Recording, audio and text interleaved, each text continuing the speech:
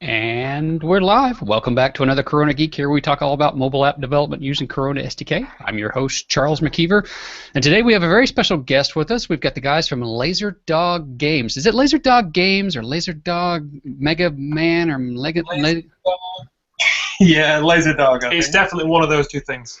It's just Laser Dog. For the taxman, it's Laser Dog Games. For everyone else, it's Laser Dog. Yeah, it's easier as Laser Dog. Well, we're going to talk about their new game, HoPiKo. They're launching it today. They're actually working into the night here to try to get everything launched and into the App Store. And then we're also going to talk about sort of their thoughts on design language, on implementing music in your apps, their launch strategy, all kind of things like that.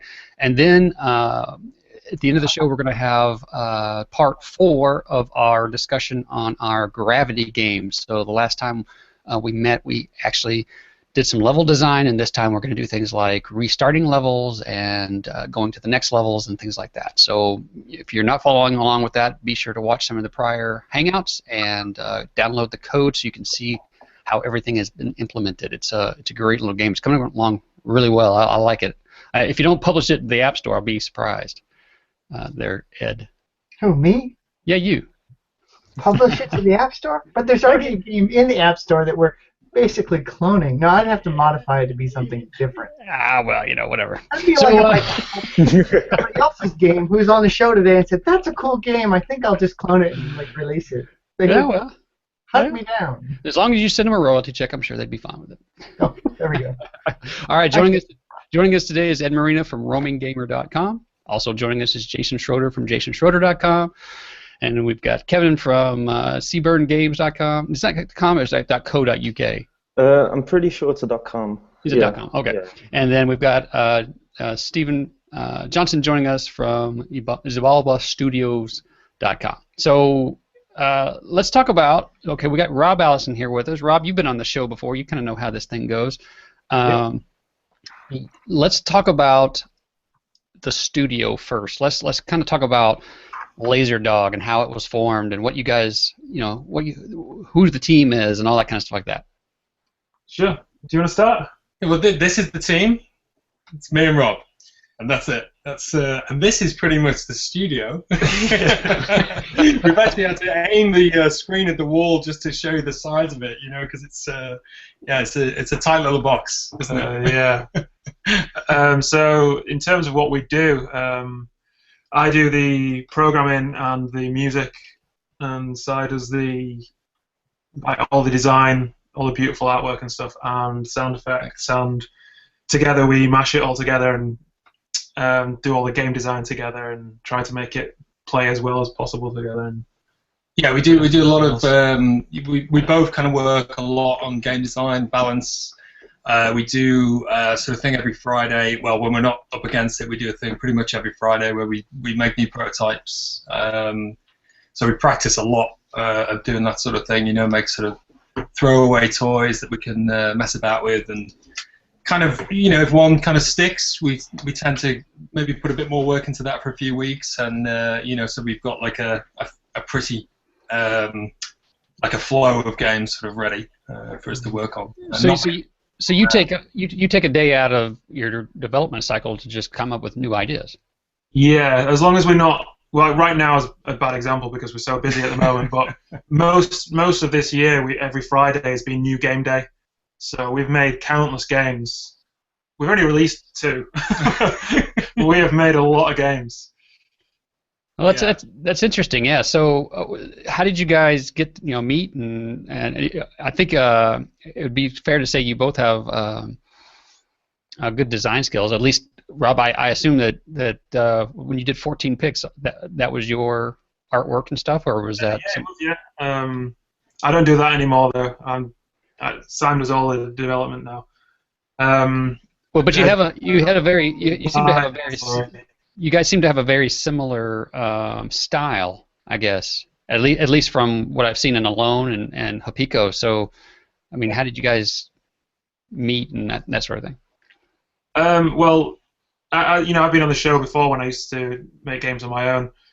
Back then, it was just me, and Simon had a web design business and wanted to start working on games, but didn't know how to program.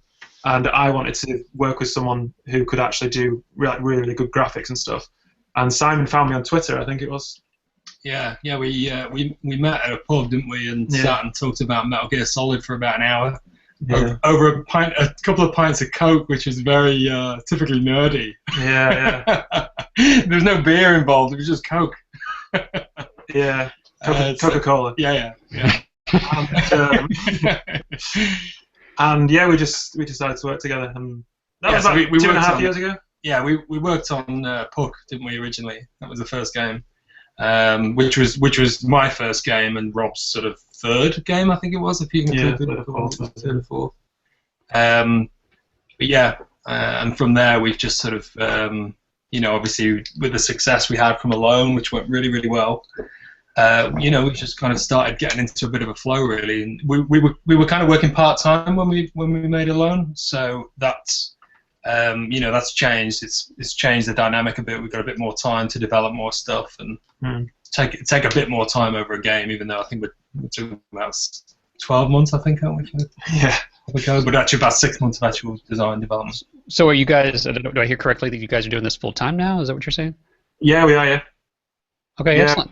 We quit our jobs in December, which is living the dream, Yeah, congratulations, yeah, for sure. It's a very small dream at the moment, but it's a good one. Working on it. A good one. The pressure's definitely on, but we are working full time.